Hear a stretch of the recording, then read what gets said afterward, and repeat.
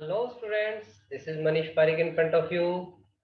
बच्चों, आज हम बात कर रहे हैं क्लास 10th पर। क्लास 10th में हमने फोर्थ चैप्टर बच्चों हमारा शुरू किया था, जो कि था कार्बन एंड इट्स कंपाउंड्स। इस पे हमने बड़ी बेसिक बातें कर ली थी।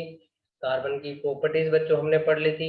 उसके बाद में हमने कुछ बेसिक चीजें और पढ़ी थी, कार्बन के कंपाउंड्स के बारे में पढ़ लिया था। आज हम एक नया टॉपिक स्टार्ट करने जा रहे हैं बच्चों। तो हमारा टॉपिक क्या है? Homologous series. क्या पढ़ने जा रहे हैं हम? Homologous series. सबसे पहले इसकी डिफाइन देखते हैं बेटा, क्या होती है homologous series. Homologous series is a family of hydrocarbons with similar chemical property who share the same general formula। देखो बेटा, जब मैंने आपको फंक्शनल ग्रुप पढ़ाया था लास्ट क्लास के अंदर, तब मैंने थोड़ा बहुत हल्का सा आपको बताया था होमोलोगस सीरीज के बारे में, कि भाई ऐसा पूरा ग्रुप है कंपाउंड्स का जिनमें कॉमन जनरल फॉर्मूला है या कॉमन फंक्शनल ग्रुप है उनका। तो उस पूरी की पूरी सीरीज को हम क्या कहते हैं? Homologous series. जैसे मैं आपको बताऊं कि जनरल फॉर्मूला की बात करें, तो जैसे मान लीजिए OH ग्रुप की बात करें, जो हमने बात की थी फंक्शनल ग्रुप OH अल्कोहल की। इसका मान लीजिए पहला कंपाउंड मॉलिक्यूल ये है, दूसरा कंपाउंड क्या है? ये है। तीसरा कंपाउंड क्या है? ये है। अब इसमें क्या रहा है बच्चों, कि इन तीनों को आप जनरल फॉर्मूला से क्या कर सकते हो? रिप्रेजेंट कर सकते हो। या देखो मैं इस तरीके से, एक मैंने लिखा CH4, फिर मैंने लिखा C2H6, फिर मैंने लिखा C3H8। तो ये क्या है? ये एक ही फैमिली के मेंबर्स हैं। इनको अगर मैं जनरल फॉर्मूले से रिप्रेजेंट करना चाहूँ तो कैसे लिखूंगा? CnH2n+2। इन सभी को CnH2n+2 से कॉमनली मैं लिख सकता हूँ। जैसे देखो, यहाँ पे कार्बन 1 है तो N की वैल्यू क्या हो गई? 1 हो गई। अगर N 1 है तो H2 × 1 + 2 कितना हो जाएगा? 2 × 1 2 + 4 CH4 बन गया। अब कार्बन में क्या लिखा है पैर में? 2, यानी कि N की वैल्यू क्या लिखी मैंने? 2। N की वैल्यू अगर 2 लिखता हूँ तो 2 × 2 + 2 6 हो जाएगा। और C3H8। तो ये क्या है? ये एक सीरीज है पूरी की पूरी फैमिली की हाइड्रोकार्बन्स की, ऑर्गेनिक कंपाउंड्स की, जिनमें क्या होती है और जिनकी केमिकल प्रॉपर्टी सेम होती है। जैसे मैंने बताया था लास्ट टाइम भी आपको, कि जो केमिकल रिएक्शन ये मिथाइल अल्कोहल देने वाला है, same kind of chemical reaction ethyl alcohol देने वाला है, same kind of chemical reaction propyl alcohol देने वाला है। ये केमिकल प्रॉपर्टीज तीनों की सेम रहेगी। अगर ये एडिशन रिएक्शन देगा तो ये भी एडिशन देगा, ये भी एडिशन देगा। अगर ये डिसोसिएशन देगा तो ये डिसोसिएशन देगा, तो ये डिसोसिएशन देगा। अगर ये डिस्प्लेसमेंट देगा, ये डिस्प्लेसमेंट देगा, तो ये भी डिस्प्लेसमेंट देगा। इनकी केमिकल प्रॉपर्टीज क्या रहेगी? सेम रहेगी। ठीक है ना? और ये किसी एक जनरल फॉर्मूले से क्या करेंगे? रिप्रेजेंट किए जाते हैं बेटा। ऐसे जो सीरीज ऑफ कंपाउंड्स हैं, मॉलिक्यूल्स हैं, उनको हम क्या बोलते हैं? उनको हम बोलते हैं बच्चों क्या? Homologous series. क्या बोलेंगे? Homologous series. क्लियर हुई बात? क्या बात बोली है मैंने? कि जिनमें जो फंक्शनल ग्रुप होंगे वो सेम होंगे, और क्या होंगी? उनकी केमिकल प्रॉपर्टीज क्या होगी बेटा? सेम होगी। उन सबको क्या बोलेंगे हम? Homologous series. ठीक है? बहुत सारी होमोलोगस सीरीज बन जाती है, एल्केन की, एल्कीन की, एल्काइन की, अल्कोहल की, एल्डिहाइड की, कीटोन की।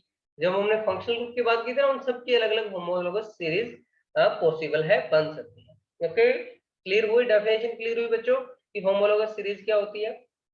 अब इसके कुछ कैरेक्टरिस्टिक से कई बार क्वेश्चन पूछ लिया जाता है, या डायरेक्ट कई बार कैरेक्टरिस्टिक्स ही पूछ लिए जाते हैं कि होमोलोगस सीरीज के कैरेक्टरिस्टिक्स बताइए। तो हम बेटा वो डिस्कस कर लेते हैं। सबसे पहला क्या है? All the members of a homologous series can be described bye a common general formula. क्या कर सकते हो?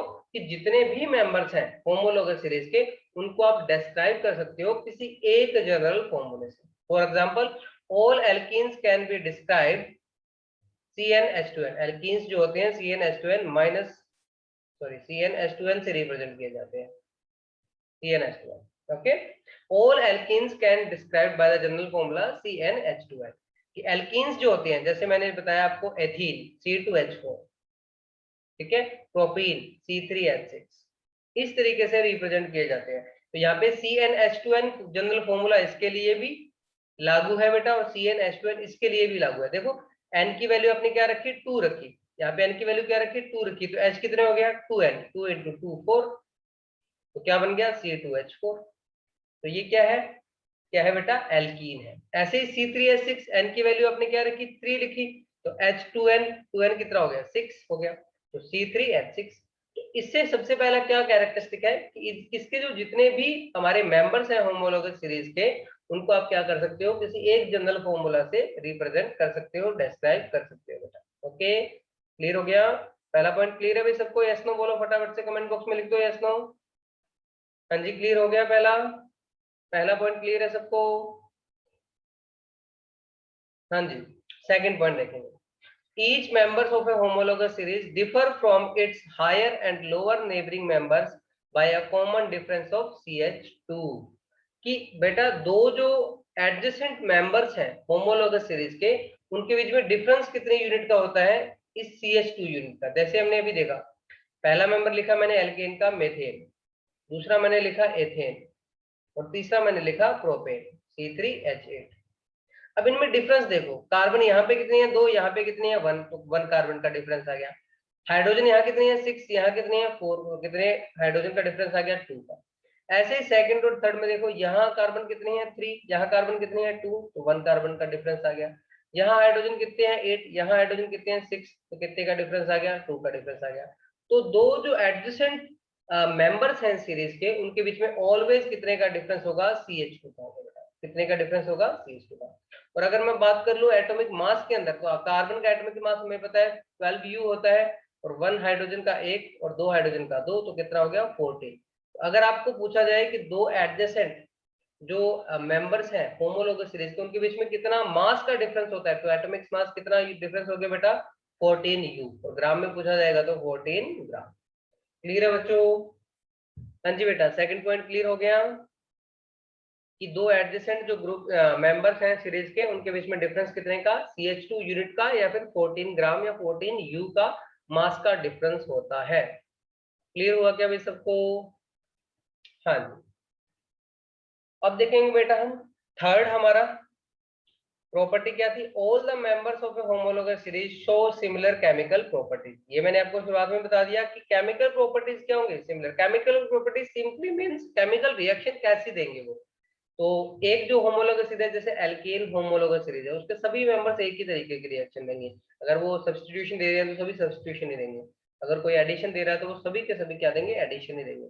अगर कोई डबल डिस्प्लेसमेंट दे रहा है तो सभी डबल डिस्प्लेसमेंट देंगे। तो इस तरीके से मतलब होता है कि केमिकल प्रॉपर्टीज उनकी सेम होती है, दैट मीन्स वो रिएक्शन जो देंगे एक ही तरीके के देंगे। उसके बाद की हम बात करें, physical properties in homologous series show irregular variation, sorry a regular variation, not irregular, irregular variation with increase in molecular mass। अब देखो केमिकल प्रॉपर्टी तो सबकी सेम ही होगी, उसमें कोई वेरिएशन नहीं होगा, लेकिन फिजिकल प्रॉपर्टी जो है, फिजिकल प्रॉपर्टी जैसे उनकी फिजिकल स्टेट, जैसे उनका मेल्टिंग बॉइलिंग पॉइंट है ना, इस तरीके की जो प्रॉपर्टीज है बच्चों वो वेरी करेगी। कोई भी होमोलोगस सीरीज उसमें जैसे जैसे मोलिकुलर मास, जैसे जैसे नंबर ऑफ एटम्स इंक्रीज करेंगे, वैसे वैसे उनकी प्रॉपर्टीज भी क्या करेंगी बेटा, चेंज होगी। अब वो कैसे चेंज होगी फिजिकल प्रॉपर्टी, जैसे मैंने आपको बता दिया फिजिकल स्टेट, कुछ एटम्स जो कुछ जो हमारे जो सीरीज के मेंबर्स होंगे वो गैसीय स्टेट में होंगे, कुछ जो होंगे वो लिक्विड स्टेट में होंगे, कुछ जो होंगे वो सॉलिड स्टेट में होंगे। तो ये सारा का सारा किस पे डिपेंड करेगा उस सीरीज में, कि जैसे उनके एटम्स के नंबर कितने बढ़ रहे हैं या उनका मोलिकुलर मास कैसे बढ़ रहा है। तो देखेंगे देखो कैसे कैसे वेरी करती है। देखो how do physical properties change in homologous series of hydrocarbon, कि फिजिकल प्रॉपर्टीज कैसे कैसे चेंज होती है बेटा हाइड्रोकार्बन के अंदर होमोलोगस सीरीज में। सबसे पहला variation in melting and boiling point. Melting और बॉइलिंग पॉइंट आपको पता है, मैंने बताया था 9th क्लास में, आपने पढ़ा होगा। मेल्टिंग पॉइंट क्या होता है, बॉइलिंग पॉइंट क्या होता है, कि वो टेम्परेचर जिस पे कोई चीज मेल्ट हो जाए है ना, या बॉइल हो जाए। बॉइलिंग पॉइंट का मैंने आपको बताया था कि वेपर प्रेशर किसके बराबर हो जाए, एटमॉस्फेरिक प्रेशर के बराबर हो जाए। ऐसे मेल्टिंग पॉइंट भी हमने देखे थे। हाँ, तो यहाँ पे देखो वेरिएशन कैसे आएगा मेल्टिंग पॉइंट और बॉइलिंग पॉइंट के अंदर। ए compound containing larger number of carbon atom will have higher melting and boiling point। जितने ज्यादा नंबर ऑफ कार्बन एटम होंगे, ठीक है, उतने ज्यादा क्या होगा बेटा, उसका मेल्टिंग और बॉइलिंग पॉइंट क्या होगा, ज्यादा होगा। जैसे मैं बात करूं ये CH4, C2H6, C3H8। अब इसमें पूछूं कि किस भाई इनको मोलिकुलर सॉरी मेल्टिंग और बॉइलिंग पॉइंट के डिक्रीजिंग या इंक्रीजिंग ऑर्डर कुछ भी पूछ लिया जाए कि अरेंज कीजिए, तो हमें पता है C3H8 का मेल्टिंग और बॉइलिंग पॉइंट सबसे ज्यादा, फिर C2H6 का, और फिर CH4 का सबसे कम। तो जितने ज्यादा नंबर ऑफ कार्बन एटम्स होंगे, जैसे जैसे कार्बन एटम्स इंक्रीज करेंगे बच्चों, वैसे वैसे इनका मेल्टिंग और बॉइलिंग पॉइंट भी क्या करेगा, इंक्रीज करेगा। तो सीरीज में जैसे जैसे कार्बन के नंबर इंक्रीज होंगे, वैसे वैसे क्या होगा बेटा, इनके मेल्टिंग और बॉइलिंग पॉइंट भी इंक्रीज होंगे। ठीक है, मेल्टिंग और बॉइलिंग पॉइंट का जनरली मीनिंग क्या होता है बेटा? मेल्टिंग और बॉइलिंग पॉइंट का मतलब होता है इनके बीच के जो बॉन्ड्स होते हैं ना वो हमें डिसोसिएट करने होते हैं मेल्टिंग और बॉइलिंग पॉइंट के अंदर। तो जितने ज्यादा बॉन्ड्स होंगे उतने ज्यादा बॉन्ड डिसोसिएट करने पड़ेंगे और उतनी ज्यादा हीट देनी पड़ेगी हमें। तो सिंपल सी बात है, जितने ज्यादा मॉलिक्यूल्स होंगे उतने ज्यादा बॉन्ड, उतनी हीट ज्यादा, उतने मेल्टिंग और बॉइलिंग पॉइंट ज्यादा। बैकग्राउंड म्यूजिक तुम्हें सुन रहा होगा, रात के 1 बजे वीडियो बन रही है बेटा, इसलिए इनका टाइम है जो बोल रहे हैं ना, इसके साथ साथ हम बोल रहे हैं। ओके, तो थोड़ा सा बैकग्राउंड म्यूजिक आएगा, उसके लिए सॉरी। हाँ, उसके बाद में बात कर रहे हैं variation in physical state. Variation melting point और बॉइलिंग पॉइंट तो देख लिया कि सीरीज में क्या करोगे, अप टू डाउन जाओगे तो क्या होगा, अप टू डाउन जाओगे तो मेल्टिंग और बॉइलिंग पॉइंट इंक्रीज होगा।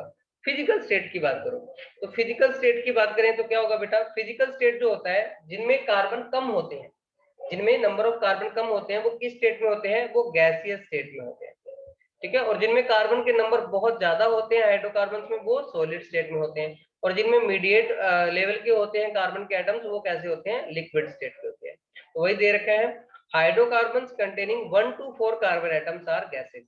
यानी कि कार्बन 1 से लेकर के कार्बन 4 तक के जो मेंबर्स है वो किस स्टेट में होते हैं बेटा? गैसियस स्टेट में होते हैं। किस स्टेट में होंगे? गैसियस स्टेट में। Those containing 5 to 13 carbon atoms are liquid. 5 से 13 कार्बन, यानी कि 1 से 4 कार्बन तक वाले तो कैसे होंगे? गैसियस स्टेट में। 5 से 13 वाले कैसे होंगे? लिक्विड स्टेट के अंदर। और 14 से ज्यादा वाले हैं जो है बच्चों, वो किस स्टेट में होंगे? सॉलिड स्टेट में होंगे। इसका भी रीजन क्या है देखो, कि ज्यादा कार्बन वाले सॉलिड स्टेट में क्यों है? तो ज्यादा कार्बन वाले में क्या होगा? बॉन्ड्स ज्यादा बनेंगे, उनके बीच में जो अट्रैक्शन फोर्स होता है ना बेटा, फोर्स ऑफ अट्रैक्शन जो होता है वो ज्यादा होता है। और आपने 9th क्लास में ये पढ़ा होगा कि जैसे जैसे मॉलिक्यूल्स के बीच में फोर्स ऑफ अट्रैक्शन बढ़ता जाता है, उनकी सॉलिड होने की टेंडेंसी क्या होती जाती है? बढ़ती जाती है। तो जैसे जैसे नंबर ऑफ कार्बन एटम्स बढ़ेंगे, उनके बीच का फोर्स ऑफ अट्रैक्शन बढ़ेगा। फोर्स ऑफ अट्रैक्शन बढ़ेगा तो मेल्टिंग और बॉइलिंग पॉइंट भी बढ़ेगा, और मेल्टिंग और बॉइलिंग पॉइंट भी बढ़ेगा तो वहां पे हमारे पास क्या स्ट्रक्चर बनेगी? उनकी जो फिजिकल स्टेट क्या क्या हो जाएगी? सॉलिड हो जाएगी। तो 1 to 4 कार्बन किस स्टेट में? गैसियस स्टेट में। 5 to 13 कार्बन किस स्टेट में? लिक्विड स्टेट में। और 14 से अबव किस स्टेट में होते हैं? सॉलिड स्टेट में होते हैं बच्चों। ये किसकी बात होगी? हमारी फिजिकल प्रॉपर्टीज। ठीक है, अब देखो लास्ट क्लास के अंदर हमने बात किया था, कौन सी बात की थी? कि हमने सैचुरेटेड और अनसैचुरेटेड कार्बनिक कंपाउंड्स की बात की थी, है ना? बात याद है ना आपको? सैचुरेटेड हाइड्रोकार्बन, उसको थोड़ा सा और एक्सप्लेन करते हैं। सैचुरेटेड हाइड्रोकार्बन्स में देखो बेटा, मैंने आपको बताया था क्या होता है saturated hydrocarbons? Hydrocarbons containing single bond. क्या होता है इनमें? कि सिंगल बॉन्ड होते हैं। कार्बन कार्बन के बीच में कैसे बॉन्ड होते हैं बेटा? सिंगल बॉन्ड होते हैं। उनको हम क्या बोलते हैं? सैचुरेटेड हाइड्रोकार्बन बोलते हैं। तो सैचुरेटेड हाइड्रोकार्बन का अगर एग्जांपल पूछा जाए तो हमारे पास कौन सा होता है बेटा? एल्केन्स।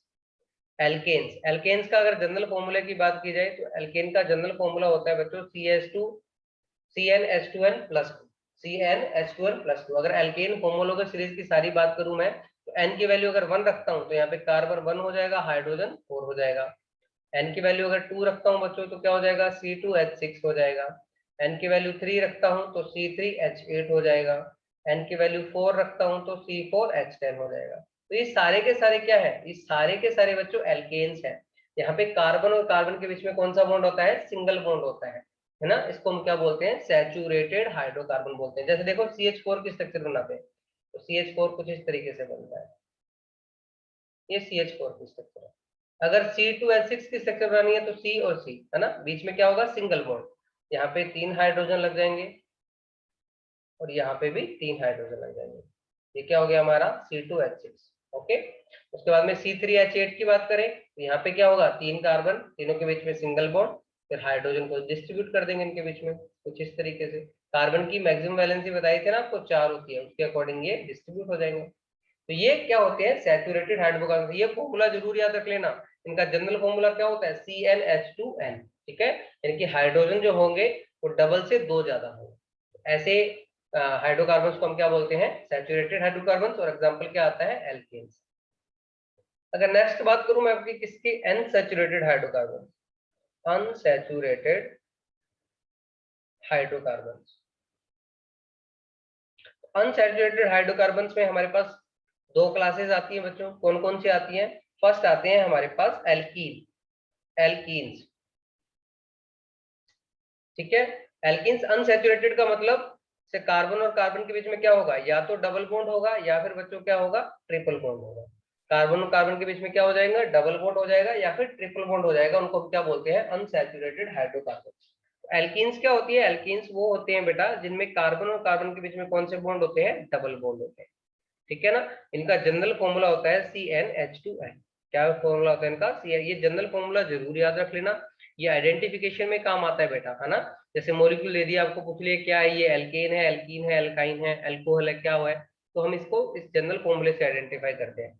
इसमें अगर मैं फर्स्ट इसके मेंबर की बात करूं, इसका फर्स्ट मेंबर कौन सा होगा, तो देखो C1 तो पॉसिबल है ही नहीं, डबल बॉन्ड लगाना है हमें, तो इसमें CH2 इस टाइप का कोई मॉलिक्यूल नहीं होता, तो पहला ही मॉलिक्यूल क्या होता है इसमें, एथीन होता है पहला मॉलिक्यूल।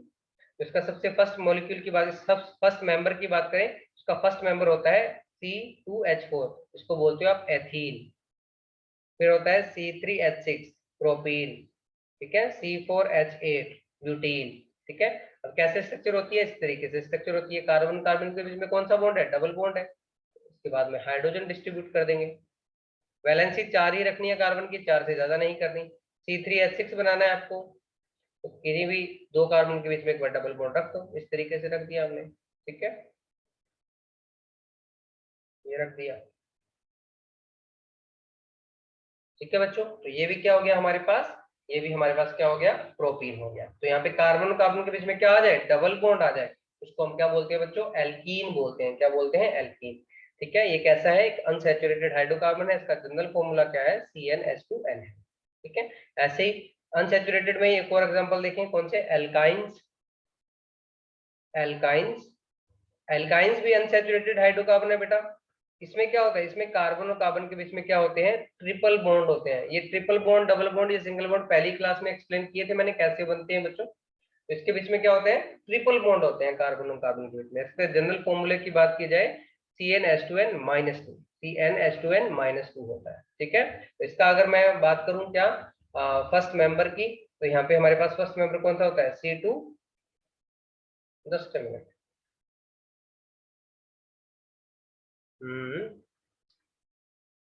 CN, 2 मिनट लिखा नहीं जा रहा है, कहाँ गया ये, 10 मिनट बेटा, मार्केट किधर गया इसका, चल नहीं रहा ये, हाँ जी। तो इसका क्या फॉर्मूला है, CnH2n-2, तो यहाँ पे क्या हो जाएगा, C2H2। कैसे बनेगा C2H2, कार्बन और कार्बन के बीच में 3 बॉन्ड, एक हाइड्रोजन लग जाएगा, एक हाइड्रोजन लग जाएगा, इसको क्या बोलते हैं, एल्काइन।